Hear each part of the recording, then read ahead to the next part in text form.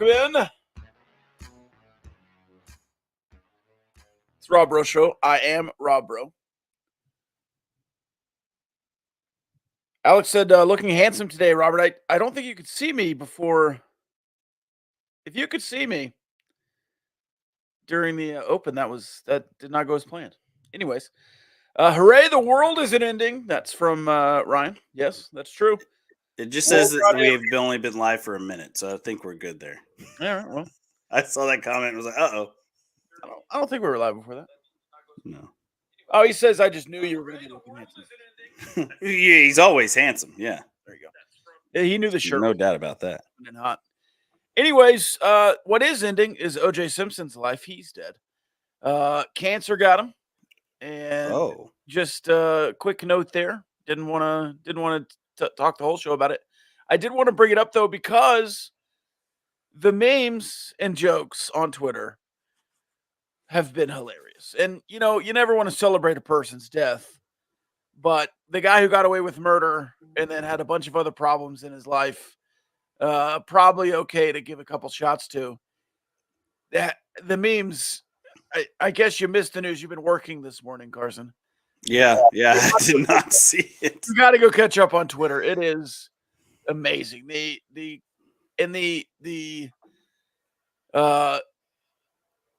clashing memes with Kentucky and OJ have been even better. Just an incredible day on Twitter so far, and it's only noon. So we're going to have an interesting day going forward. Let's start with Scott Drew. Of course, the show brought to you by Starting Line Counseling. At least the chat line is. You can chat line there today. Over on the side of the screen on YouTube, if you're on Twitter, you can comment as well, but the real chat line is the friends we made along the way in the YouTube comment section. So go there for the big time. Starting Line Counseling, startinglinecounseling.com for a free 15-minute consultation. All right. 48 hours ago, Carson, on Tuesday, the smoke started to appear that Scott Drew was going to be the candidate for the Kentucky job. Then about 24 hours ago, it was said that Scott Drew was on a plane to go to Lexington.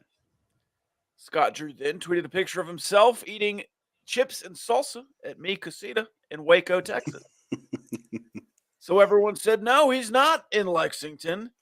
He's not going to take the job. Then not even a couple of hours later, it said that his family was seen getting off a plane that had just arrived from Lexington into Waco. So it was his family that went and took the tour in Lexington. Scott Drew stayed in Waco. Yeah, because that makes sense.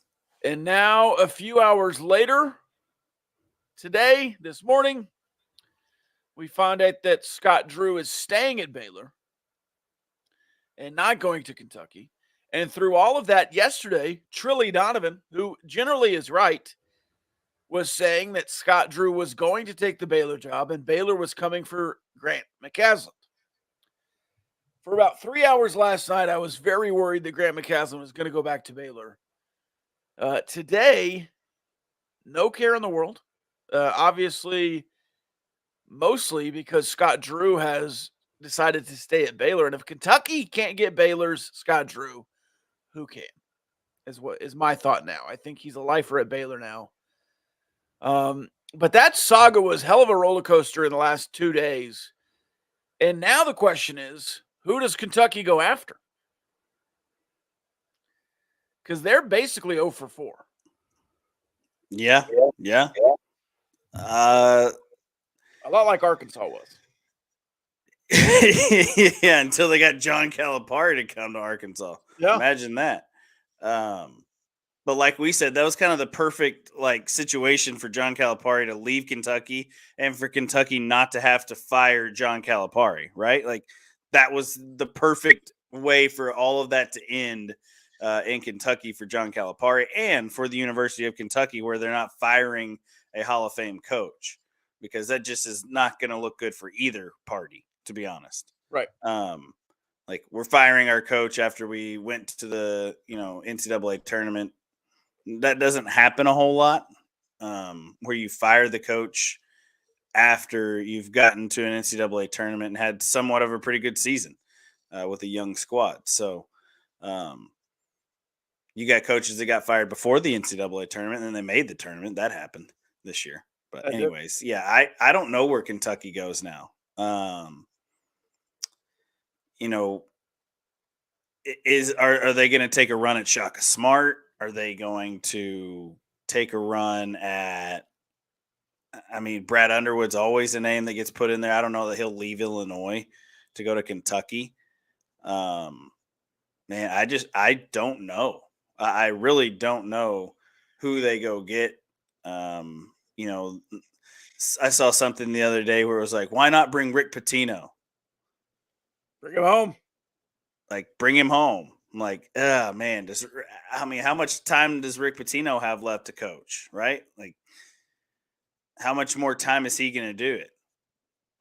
I don't think Kentucky cares about going through coaching searches often. No.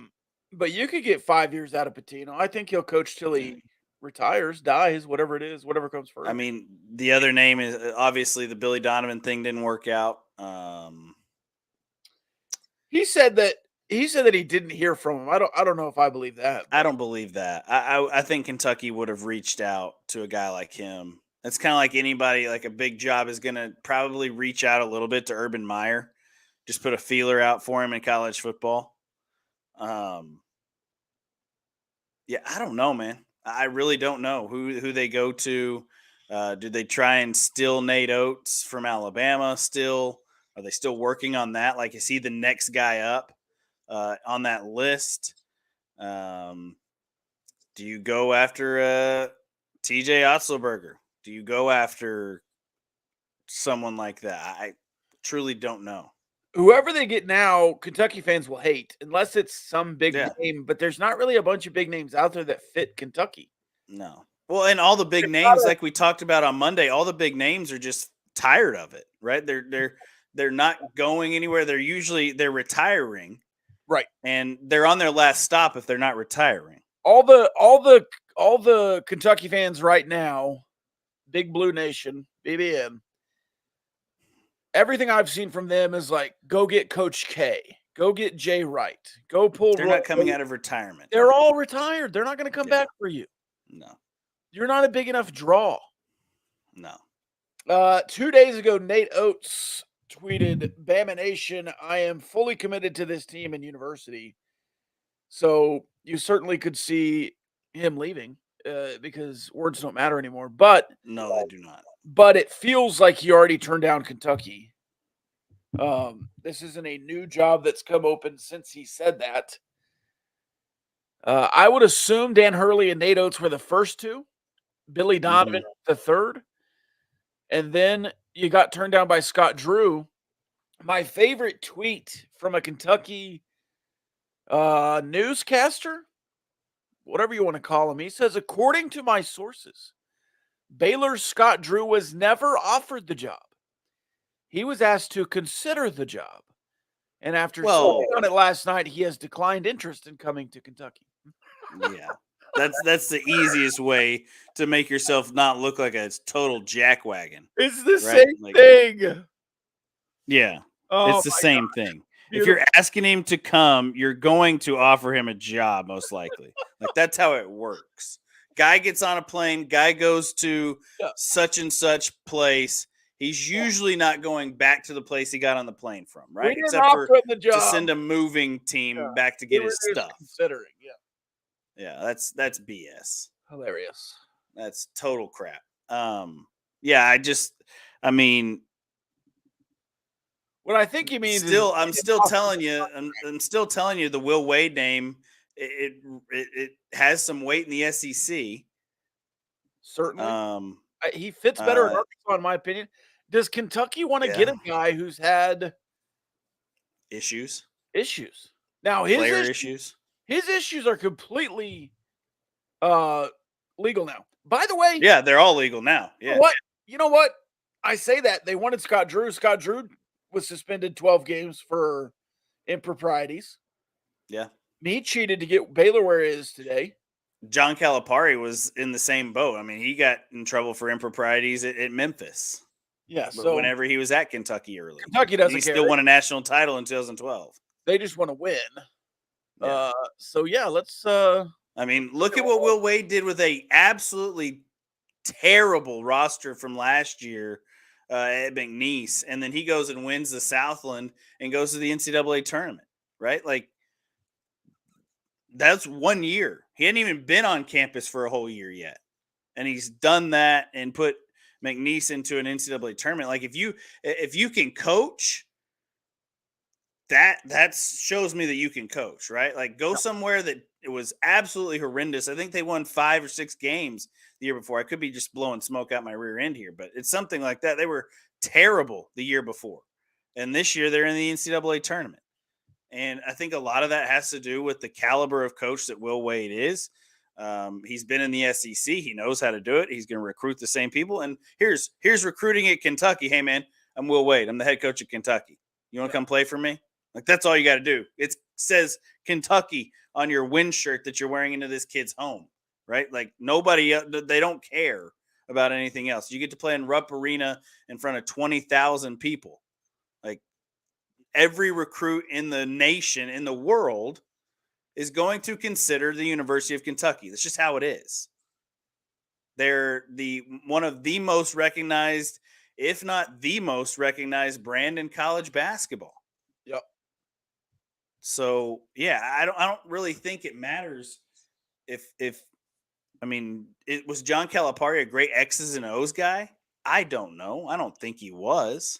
He hasn't or been. is. Yeah. But he dang sure could recruit. Christian But says you don't Chris have to work Beard? a whole lot harder to recruit. Chris Beard to Kentucky? That's another name. I mean, if we're talking about coaches that have success and all of these things on the court, yeah, and off the court, it's been a trials and tribulations for Chris Beard. Like, he turned down one move already. Yeah. So, I think that it's Will Wade or Rick Pitino are the top 2 on my list.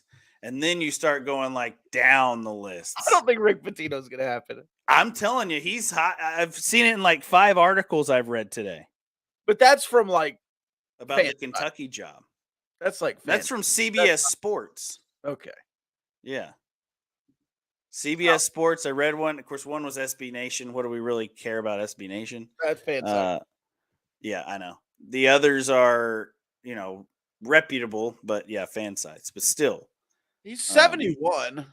Yeah. Like I said, though, Brad Underwood's probably a call they're going to make. I mean, why wouldn't you? Look what he's done at Illinois. He's turned Illinois back around. Yeah, I just don't think it really matters who you get as your head coach either. As long as they can coach a little bit, you're not going to have any issue recruiting to the University of Kentucky. Right, you'll have talent. Yeah, because it just is what it is. Like, it's like, coaching at Kansas. Me and you could go be the head coaches, double head coach job at Kansas. And we don't have, we know a little bit about basketball. We don't know everything that these guys do. But we could go coach at Kansas and we could be competitive just because of the name on the front of the jersey. You're going to get good players. Like, that's just how it works. Sure. And it's not like football where you need 72 good players to be at the national championship level. You need 6. Beard failing upwards to Kentucky might just make me lose faith in humanity. Yeah. I mean, to be honest, he failed laterally from Texas to Ole Miss. Well, it wasn't a drop down in where the teams are. He didn't fail as a coach. He failed as a human, and then went. Right. So yeah, I mean, he won 20 games at Ole Miss. Not a lot of guys do that. Ole Miss is not a very good job. No. It wouldn't really be him failing upwards in the way that people say Cliff Kingsbury failed upwards. Cliff went under 500 for like 6 years, 5 years. Yeah. And then got a job in the NFL. I don't think Ole Miss to Kentucky is that kind of leap.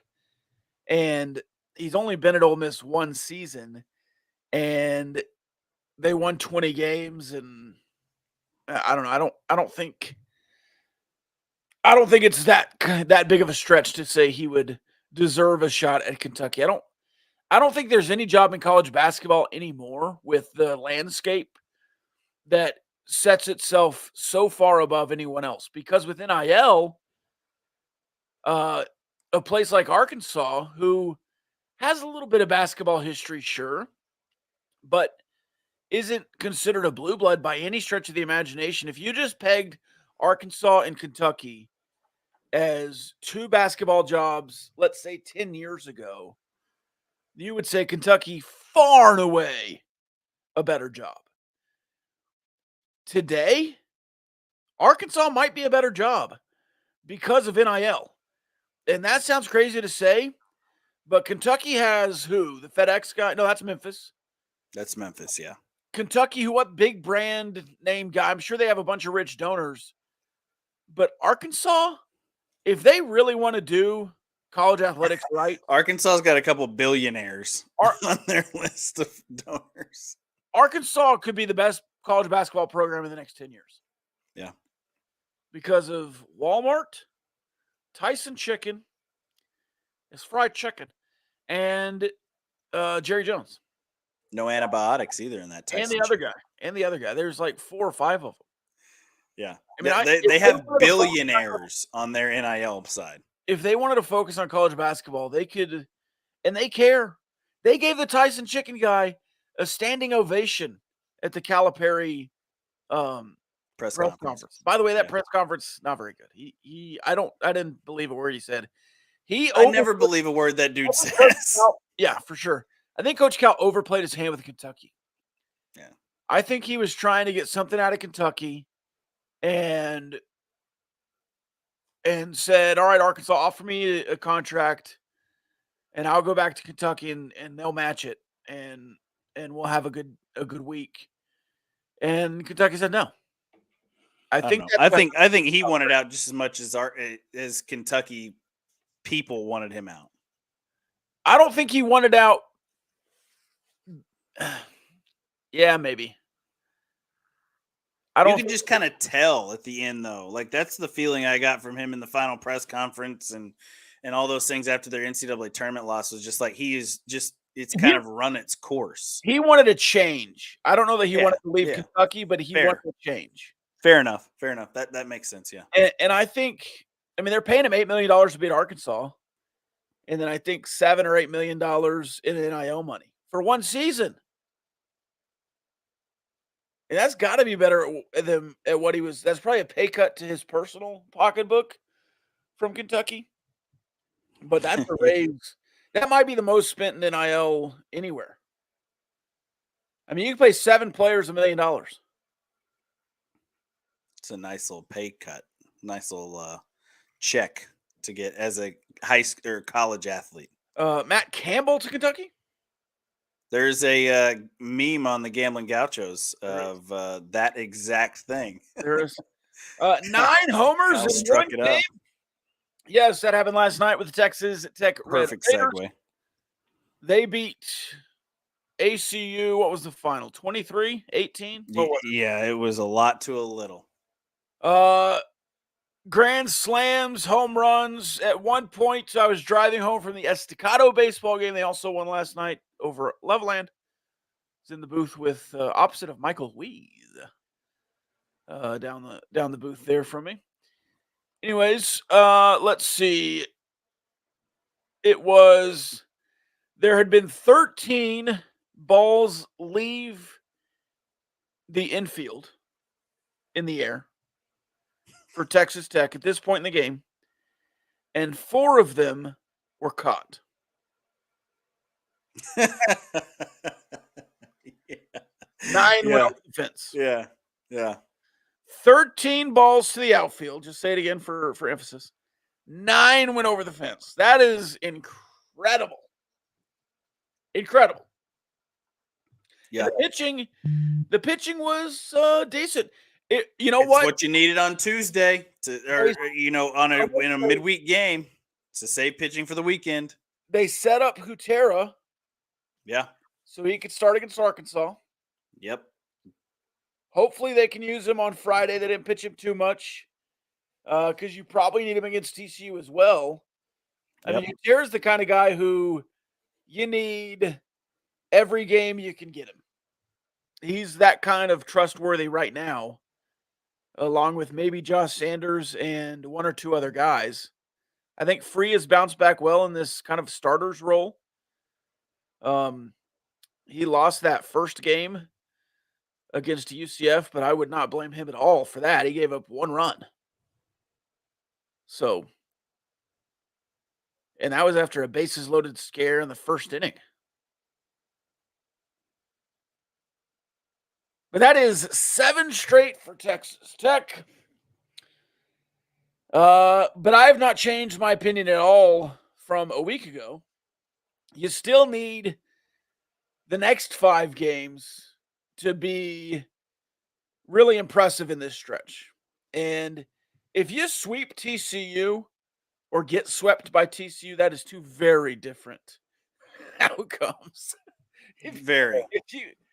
But if you lose a series to TCU in Fort Worth and then split with Arkansas and go 4 out of,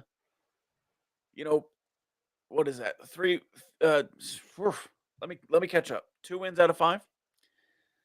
I think that's decent. You would love to win the series against TCU and split with Arkansas, or sweep and split, or sweep and sweep. If you sweep and sweep, you're like in the tournament and back in the hosting conversation. Yeah. Because that is now 12 straight wins by next Wednesday. That would be incredible. And TCU's beatable. They just got swept by Cincinnati. Now that was in Cincinnati. Yeah, but they've gotten swept at home already this year by Oklahoma. But Cincinnati's not good. No. Oklahoma's at least a talented ball club. Good point. Cincinnati, I mean, they ruled them on Sunday. I can't get over that. Now, TCU is a good team that has played poorly. Very talented baseball team. It'll be very interesting to see what these 2 programs do against each other this weekend. Yeah, you pretty much summed everything I was thinking up. TCU needs wins, especially they got to hold serve at home. So it's going to be really tough for Texas Tech to go in there and get a sweep. But if you can go in and win 2 out of 3, man, and then go split with Arkansas in the midweek, that is a win for the next 5 games, right? Like if you can go 3-2 in your next 5, that's a huge win. And here's the thing too: if you lose 2 out of 3 at TCU and then you go win 2 on the road at Arkansas, that's good too. Like Arkansas is way higher in the RPI than TCU is. Arkansas is sitting at number 2 in the RPI, number 1 in some polls, number 2 in others in the rankings, with Clemson being number 1 right now. So, it's just I really think that Friday, Saturday, Sunday are big, obviously, but Tuesday and Wednesday are just absolute, or Monday and Tuesday, I mean, whatever day it is that you play Arkansas. I think it's Monday, Tuesday, yeah. Do you go straight from Fort Worth to Fayetteville? I think, actually, I don't know. I'd have to look at the schedule. Yeah, I'd have to look. So but anyways, yeah. And I don't know what Arkansas is going to look like pitching wise in the middle of the week. Who they're going to throw? Mason Molina has been the Sunday guy for Arkansas all year. Do they hold him out and pitch him against Texas Tech? I don't know. We'll see. But no, they would. I don't think they would either. Van Horn is not as booty hurt anymore, I don't think, because of. But and some people are saying that Van Horn is upset that he lost Easton Morrell and Bryce Bonin to Texas Tech under shady circumstances. These are Arkansas people. not right. Texas Tech people or anybody else, Arkansas people. Like Bryce Bonnin didn't really pitch for Arkansas a whole lot, and Easton Morrell wasn't playing at all his freshman year. So I don't know how shady you have to be to get those guys. Now, Arkansas, on the other hand, took two dudes that were starting for Texas Tech in big pieces in the puzzle for Texas Tech, and it was a little shady how they got one of them. Yeah. So maybe both of them. But anyways, it is what it is. So, but yeah, I think I just would love for Texas Tech to split with Arkansas. Getting one win in Baum is hard enough. Win the first one and see what you can do in the second one. They're playing good baseball right now. You got to pitch it well against TCU. Good offensive team. TCU hasn't pitched it as well. So maybe these bats can stay hot for the Red Raiders and have a good weekend in Fort Worth. I just hope that it all works out the way that, Tech fans want it to. Obviously, if Lupton Drinking Club were in here today, they would want it to go an obviously different way. Because TCU needs a sweep, and they need it really bad. You're they're going to continue to have regional hopes. You ready for this, Carson? Yeah. The Big 12 standings, you have 7 losses in the conference. Yeah. The top 2 teams are West Virginia and Oklahoma, who both have 4 losses in the conference. After TCU, do you know who you play next in the conference world? West Virginia and Oklahoma. West Virginia and Lubbock. Kansas and Lawrence. Okay. Oklahoma in Lubbock. I like that. If you sweep TCU, mathematically, because you still have West Virginia and Oklahoma on your schedule, at home, the Big 12 title is not out of the question. No, it's not. And that's what I said. That's what we said, a week, 2 ago, is that, it may be rough. Maybe you. I never said that. I said, but you still have a chance to right the ship and win a bit. You can still win the Big 12 because the Big 12 champ is going to have at least 7 or 8 losses. Yeah. Is what I said. I mean, maybe 10 at this point. Maybe 10. Yeah, you could be double digits. But yeah, so it should be hilarious. But I don't think that's going to happen. I think Oklahoma and West Virginia finish strong. But how many Big 12 games do you play? 27? Play 9 Big 12 series? Or are you playing 10? 9? Are you playing 9 or 10? Go ahead with your thought. I'll count. Anyways, I was going to say, 27 games, the Big 12 champ could very easily be 17-10 in conference play, which I don't know if that bodes well for the conference at all as it comes to regional talks. But anyways, yeah, we're playing 10. 10, so they play 30. So you could be 20-10 to be the champ. 20 games in the Big 12 20 games in conference play is tough to do anyways. Yeah, you've got 4 series left after this weekend, so 5 total. Right. TCU, West Virginia, Kansas, Oklahoma State. So you got 15 conference games left. Can you sweep 3 of them? I mean, to win the Big 12, you got to sweep 3 of them and win the other 2. You can't lose another series. Yeah. Yeah, you can't afford to lose another series, no. And you can't afford to get swept. Yeah, well, you can't afford to lose a series. You can't afford to get swept. That's obvious. Well, losing a series is one thing. Getting swept is another. Well, for the Big 12 title, I think it's the same thing. For your season, true. Yeah. Well, that's what I was thinking for the regional wise. Yeah, but if you sweep TCU and split with Arkansas, you're back in the regional hosting conversation. And then if you beat West Virginia in a series in Lubbock, which you can do, you're back in the Big 12 title hunt conversation. So I'm extending. I said through Arkansas, you'll know a lot about this team. I'm extending through West Virginia. Through that West Virginia series, you're going to know exactly who this team is. All right, that is Texas Tech baseball. I've reached out to Lupton Drinking Club this morning to see if they wanted to come on tomorrow. So maybe we talk TCU baseball tomorrow. What are your thoughts on the Masters this weekend? I don't believe Oberg, as we call him now, because he Bear. he didn't correct anyone while he was here. No. Bear. Typical 20-plus-year-old, right? Like, I don't care. Bear and Spieth go at. Oh no, Ludwig's already out there. He's at -1. I thought him and Spieth were together today. I thought they were too. They might have changed up tee times though because of the weather. Because of the weather. Yeah, and they might have done like starting on 1 and starting on 10 at a certain time. Well, Aberg is listed in the 318 group, but he's also -1 today. So yeah, he definitely didn't tee off at 318 then. However that goes. He is top 10 favorite in the top 10 of favorites to win the Masters at plus 2,800. So he's tied for 31st currently. Let me put a star by his name. Plus 2,800. Did you just say that? Yeah. What's crazy is there's an odds to win tab on the actual PGA Tour.com leaderboard. Yeah. That's new, I think. PGA betting is becoming a big thing now. Of course, it was when it was getting there. It's always been, but it's weird to have it on the PGA site. PGA has always been stuffy.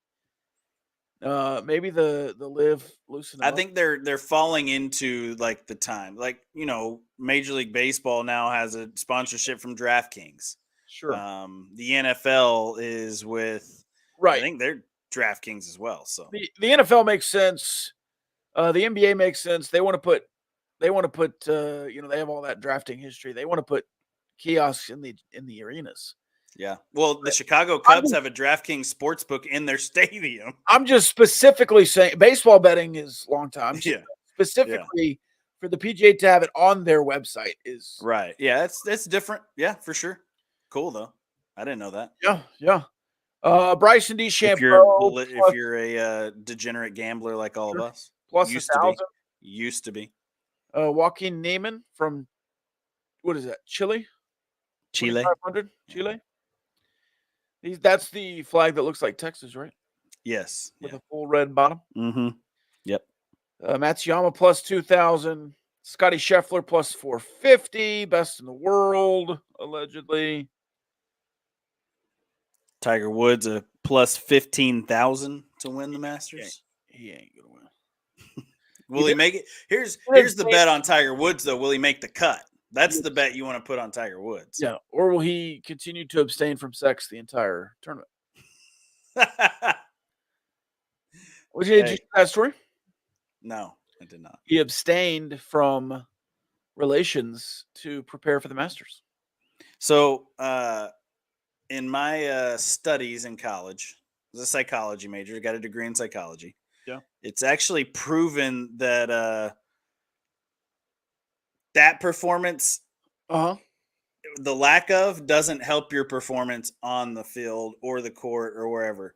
The actual performance helps you with the serotonin and all those things in your brain, helps you perform better on the field. Well, so there you go. Fact, that's a. Then we're betting Tiger Woods to miss the cut because he. Yes, because he abstained. Yeah. Unless you have an issue and a problem, which Tiger Woods has in the past had a big problem to it, and maybe that's why he's doing it. So I think you could say the opposite, that he didn't have any problem. He was winning tournaments. He had no problem getting. I saw one of my Facebook memories yesterday. I guess this is like the anniversary of when that first came out. Right. Said when Tiger Woods wins his next tournament, 15 tournaments will come out and claim that they also won that tournament. That was from 15 years ago from the mind of Rob Rowe. That's good. That's good.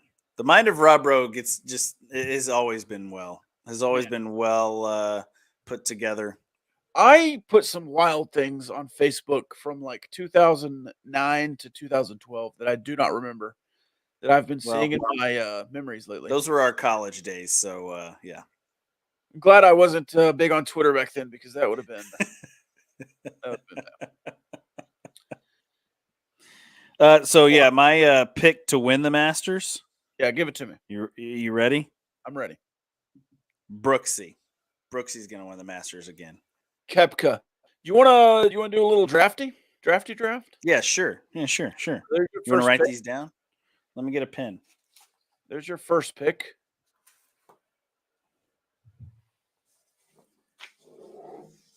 You writing it down? You got it? Yeah, I got it.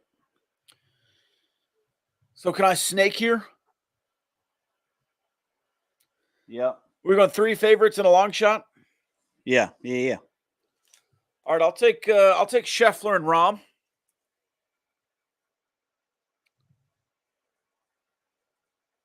Then you take 2 more favorites. I'm gonna take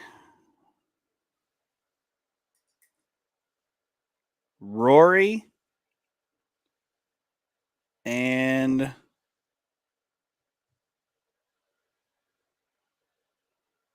give me Rory and Patrick Cantlay. Okay. I'll go my another live guy with. I'll take Neiman, the Chilean. Okay. And then for my long shot, what are we going? Plus, how many? What do I have to get above? 10,000? Yeah, let's go like. You can do like plus 6,000. Yeah. Let's do at least 10. Okay, 10. Yeah, I like that better. Ricky Fowler at plus 12. Tiger. Not taking Tiger. Bubba Watson. Phil sitting down there at 20. Plus 20. I'm gonna do this.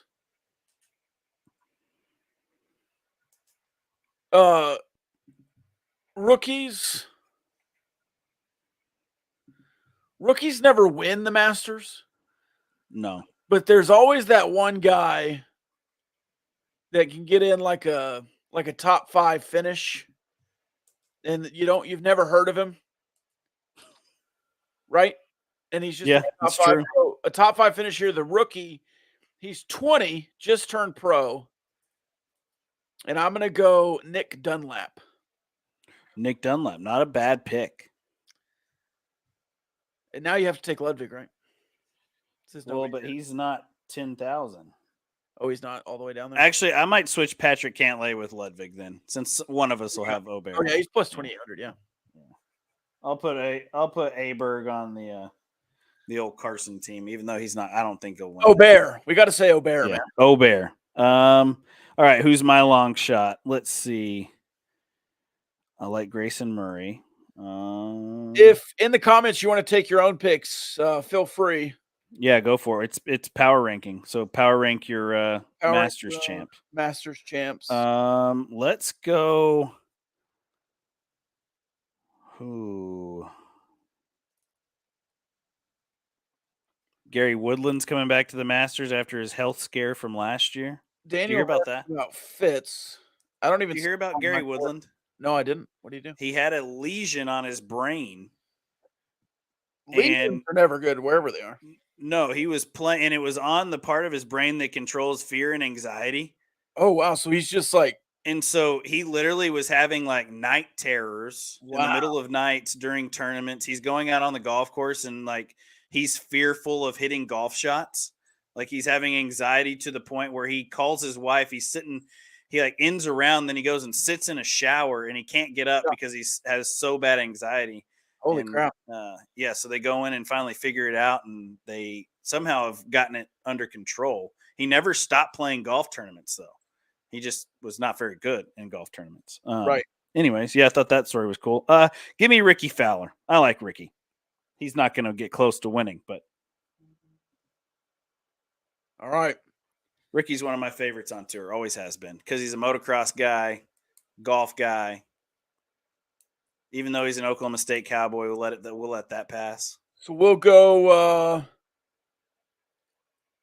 top 3 scores. Top 3 scores of the 4. Yeah, that works. Winner take all. Winner take all. All right, that's all I have. Yeah, I'm tapped out of ideas today. Portal stuff next Monday, I think. Hopefully, we'll get a TCU Texas Tech baseball conversation tomorrow. Yeah, that'd be good. With the Lufton Drinking Club. Preston Long says Texas Tech baseball is so back. You've certainly been. I hope back. so. You've certainly been. Now, hold on. You've been back against 3 bad teams. Yeah. But maybe that's what you needed to, jumpstart the old donkey train again. 100%. Baseball is baseball. We say it all the time, no matter who you're playing. But let's handle business.